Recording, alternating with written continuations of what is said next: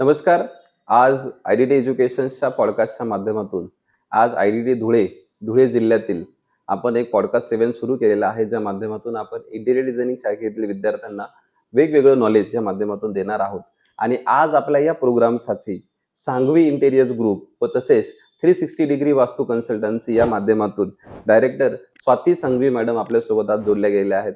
प्रथमतः तर behalf of I-D-T education खूप खूप थँक्यू मॅडम, की थँक तुम्ही यू सो तुमचा मच. बहुमूल्य वेळ काढून इथे आलेला आहात आणि आमच्या विद्यार्थ्यांना नव्हेच तर इंटिरियर वास्तू या क्षेत्रातील मान्यवरांना आज तुमच्याकडून खूप चांगलं नॉलेज या माध्यमातून दिलं जाणार आहे. नक्कीच. माझा हो. पहिला प्रश्न आहे मॅडम, आता इंटिरियर डिझायनिंग फील्डमध्ये ज्यावेळेस आपण काम करतो, तर इंटिरियर डिझायनिंग वर्सेस वास्तुशास्त्र हा कुठेतरी आपल्याला ऑन साइट बघायला भेटतो. हो. खूप सारे क्लायंट्स एक्सपेक्ट करतात की माझं घर हे वास्तूप्रमाणेच व्हावं, पण डिझाईनची रिक्वायरमेंट असते की तिथे वास्तू होऊ शकत नाही. मग अशा केसेसमध्ये आपण कशा प्रकारे साईट हँडल करता? खूप चांगला प्रश्न आहे आणि हा आत्ताच्या फील्डमध्ये सगळ्यांना पडतोच. म्हणजे क्लायंट जनरली जेव्हा घर बनवतात, तेव्हा एक स्पेस दिली जाते आपल्याला डिझाइन करायसाठी.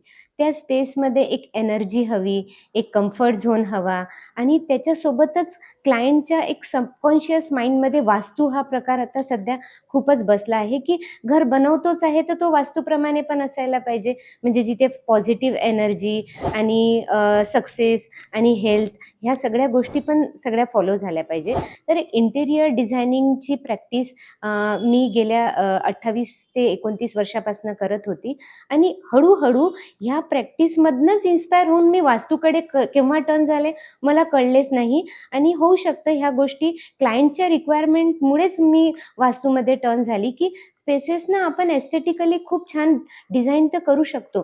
पण क्लायंटच्या ज्या रिक्वायरमेंटच्या हिशोबाने जी पॉझिटिव्ह एनर्जी वास्तूमुळे येते, त्या गोष्टी आपण वास्तूच्या काही गोष्टी फॉलो करूनच आणू शकतो. मॅडम, बऱ्याच लोकांमध्ये अशी एक मायथॉलॉजी आहे, की घर जर वास्तूप्रमाणे नसेल, तर घरात दोष निर्माण होतो, घरात समस्या निर्माण होतात, घरात आजारपण येतं. मग याचं कुठेतरी टेन्शन त्या घरात राहणारी व्यक्ती घेते. मग या गोष्टीवरती वास्तुशास्त्र हे सोल्युशन आहे आणि वास्तुशास्त्र जर सोल्युशन नसेल, तर अशा कोणत्या गोष्टी आहेत, की ज्याच्याने हा फोबिया आपण काढू शकतो? हे एक मिथ पण असू शकतं बेसिकली. कधी-कधी असं आहे की डिझायनिंग हे फील्ड थोडं वेगळं आणि वास्तू हे फील्ड थोडं वेगळं आहे आणि वास्तूला आपण एक वास्तू आहे ना, हे एन्शियंट सायन्स आहे इंडियाचं आणि वास्तू हे क्लायमॅटॉलॉजी सोबत पण रिलेट केलेलं आहे. तर ते सायन्स आणि क्लायमॅटॉलॉजी ह्याला पकडून गृहीत धरून जर आपण काही-काही स्पेसेसला एन्हान्स केलं, तोपर्यंत ठीक आहे. पण काही अगदी खूपच काही मिथ असेल, तर त्या गोष्टीला कुठेच तथ्य नाही आहे.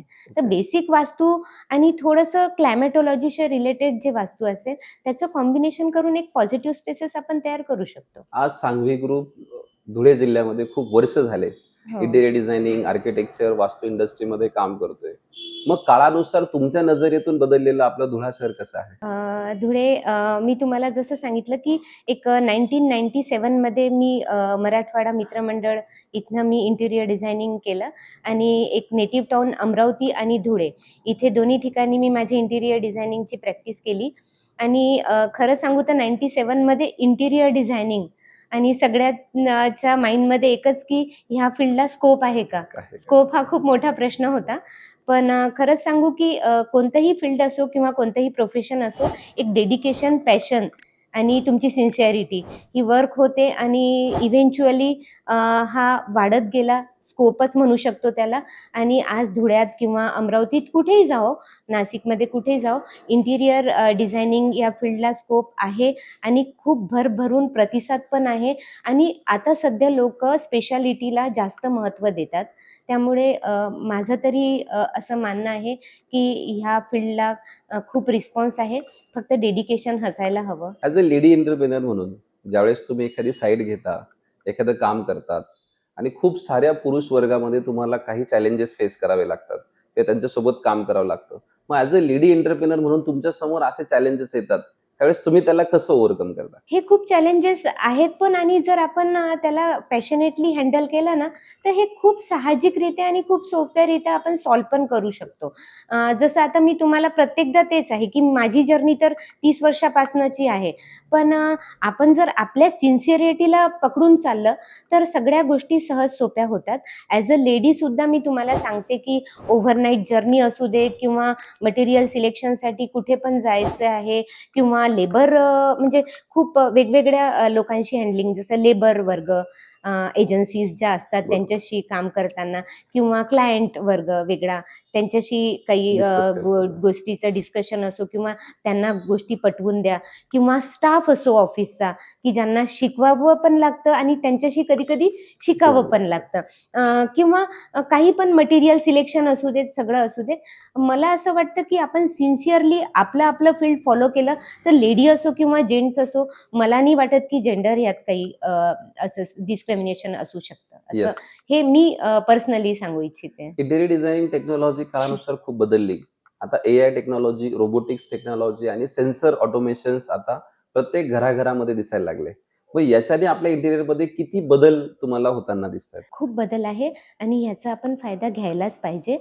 जसं तुम्ही ते एआय टेक्नॉलॉजी वगैरे सांगितलं, यात आपण बॅक ऑफिस वर्कमध्ये खूप मोठा यूज होऊ शकतो. याच्यातनी आपला टाईम वाचतो आणि आमच्या जनरेशनसाठी अपकमिंग जनरेशनमध्ये जर आम्हाला कनेक्टिव्हिटी ठेवायची असेल ना, तर हे माध्यम्स आम्हाला खूप लवकर त्यांच्याकडे पोहोचू शकतात. दुसरी गोष्ट म्हणजे जे आता जसं एक फॉर एक्झाम्पल काही रेसिडेन्शियल प्रोजेक्ट मी हँडल करते आहे. तर मी ते पूर्ण एस्थेटिकली किंवा क्रिएटिव्हिटी फॉलो करून तर करतेच आहे. पण डिजिटली सुद्धा आम्ही त्यामध्ये पूर्ण घर डिजिटल करून सध्या ती टेक्नॉलॉजी यूज करून करतो आहे. तर हा इव्हेंच्युअली ग्राफ मला असं वाटतं टेक्नॉलॉजीच्या मदतीने सोपा झाला आहे. ग्रामीण भागातल्या मुली ज्यावेळेस इंटिरियर डिझायनिंगचं शिक्षण घेतात, तर त्यांना त्यांच्या फ्युचरची थोडी चिंता वाटते, की हं. माझं पुढे करियर होईल का? हो. फ्युचर होईल का? अशा विद्यार्थिनींसाठी तुम्ही काय सांगाल? मला असं वाटतं ना, की ग्रामीण भागासाठी हे असंच आहे जे पहिले आणि आजच्या वर्सेस आहे. पण बिलकुल काही विचार न करता जर आपल्यामध्ये ती क्रिएटिव्हिटी आहे, तो एस्थेटिक सेन्स आहे, तर ग्रामीण आणि शहरी हा भाग काहीच नाहीये. तुम्ही कुठेही राहून, कुठेही स्विच करून तुम्ही तुमचं करियर करू शकता आणि क्रिएटिव्हिटी ही ग्रामीण मुलगी आहे, तर ही क्रिएटिव्ह आणि एस्थेटिक सेन्स नाहीये हिला आणि ही शहरी आहे असं हा काही होऊ बिलकुल शकत प्रकार नाही. नाहीये. येस. तर मी तर सांगू इच्छिते, की जर तुमच्यात तो सेन्स आहे डिझायनिंगचा, तर तुम्ही तुमचा तो सेन्स बाहेर काढा. Like I have been fascinated sometimes, की अ, जसं कधी-कधी असं असतं, की क्रिएटिव्हिटी, एस्थेटिक हा जो सेन्स राहतो, तो कधी-कधी ह्या गोष्टींवरती मात पण करतो, की तुम्ही कोणत्या बॅकग्राऊंडनी बिलॉन्ग करता बेसिकली. येस. मॅडम ज्यावेळेस तुम्ही तुमच्या लाईफची पहिली साईट घेतली, हो. तर पहिल्या कामाचा अनुभव काय होता? पहिल्या कामाचा अनुभव म्हणजे असा होता, की मी उत्साही फार आणि बाकी जग एकदम कूल आणि माझा तो उत्साह आणि त्यांची ती कॉन्ट्रोव्हर्सी आणि पुण्यातनं एज्युकेशन आली आणि एकदम अमरावतीचा पहिला प्रोजेक्ट. पण खरंच सांगू परत-परत तेच सांगते, की आपलं पॅशन, आपलं डेडिकेशन आणि आपली सिन्सिअरिटी येस. ही जर तुम्ही कायम ठेवली ना, तर प्रत्येक गोष्ट छान होईल सक्सेस आणि खूप सक्सेस झाली आणि एक टाईम असा पण होता, की अमरावतीमध्ये माझे 20 ते 25 प्रोजेक्ट स्वतःचे वाह! होते एक 2.5-3 वर्षातच आणि त्यामुळे मला प्राईड ऑफ अमरावती हा ऑनर पण रोटरी क्लब ऑफ अमरावतीतर्फे क्या बात भेटला होता. नक्कीच. आजच्या विद्यार्थ्यांना तुम्ही अशा कोणत्या सूचना देऊ इच्छिता, की त्यांनी त्या पाळल्या पाहिजे जेणेकरून त्यांचं फ्युचर खूप चांगलं होईल? एक 3 खूप महत्त्वाच्या गोष्टी आहेत ज्या मला असं वाटतं, की आजच्या विद्यार्थ्यांनी हे करायला पाहिजे, की build your foundation strong basically. कारण काहीही झालं तरी टेक्निक हा या फील्डमध्ये खूप महत्त्वाचा तसं आहे. मुद्दा आहे. बस क्रिएटिव्ह आहे, एस्थेटिक आहे म्हणून आपण डिझायनिंगमध्ये आहोत, हे काही पर्यंत ठीक आहे. पण लाइक म्हणजे तुमचं जे फाउंडेशन आहे त्यात खूप जास्त स्ट्रेंग्थ हवी. दुसरी stay curious yes, of course and तिसरी म्हणजे मला असं वाटते की नेव्हर स्टॉप लर्निंग. येस. ह्या गोष्टी ज्या आहेत ह्याच तुम्हाला सिन्सिअर बनवतील. ह्या 3 गोष्टी तुम्हाला सिन्सिअर बनवतील, डेडिकेटेड बनवतील आणि पॅशनेट बनवतील. येस, क्या बात आहे. मेट्रो सिटीज आपण म्हणतो, मुंबईचं कल्चर, पुण्याचं कल्चर, त्यात नाशिकचं, मग धुळ्याचं कल्चर. मग मेट्रो सिटीज मधलं इंटेरियर डिझायनिंग आणि आपल्या भागांमध्ये जो ग्रो होणारा इंटेरियरचा पार्ट आहे तो, याचा डिफरन्सचा समतोल तुम्ही कसा राखता? हा मला म्हणजे खूपच चांगला प्रश्न आहे आणि हाच प्रश्न आजकालच्या जनरेशनमुळे तो चुकतो. मुलं काय करतात की मेट्रो सिटीमध्ये एज्युकेशन घेतात किंवा इथे पण घेतलं तरी जॉबसाठी वगैरे कुठे जातात. तिथे स्पेसेस कमी, त्यामुळे मिनिमॅलिस्टिकली डिझाइन Yes. केलेलं राहतं आणि इथे येऊन स्पेस राहते व्यवस्थित आणि मग तिथे जर तुम्ही तो मिनिमॅलिस्टिक सेन्स यूज केला तर तुमचं ते जे एक फील आहे ना, एक ट्रेडिशनल फील वगैरे ते जातं म्हणजे खूपदा.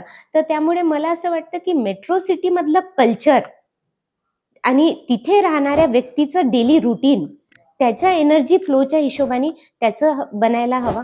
आणि जर ग्रामीण फील्डमध्ये आपण काम करतो तर इथल्या माणसांचं रुटीन, त्यांचं एनर्जी फ्लो, त्यांचं लिव्हिंग ऑफ स्टाईल आणि त्यांच्या स्पेसेस बघून आपल्याला डिझाईन करायला हवं.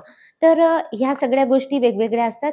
त्यामुळे आजकाल जे हे कॉपी आपण बोलतो ना, की बस Instagramमध्ये कोणाचं एक चॅनल बघितलं, त्याच्या डिझाईन बघून आपण, तर हे नको व्हायला.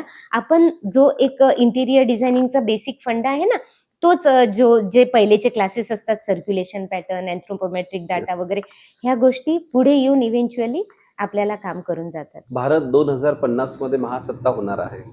त्यात स्मार्ट कंट्री, स्मार्ट सिटी या हो. कॉन्सेप्ट चालू आहेत. याचा कितपत परिणाम आपल्या इंटेरियर डिझायनिंग क्षेत्रावर होऊ शकतो? खूप होणार आहे.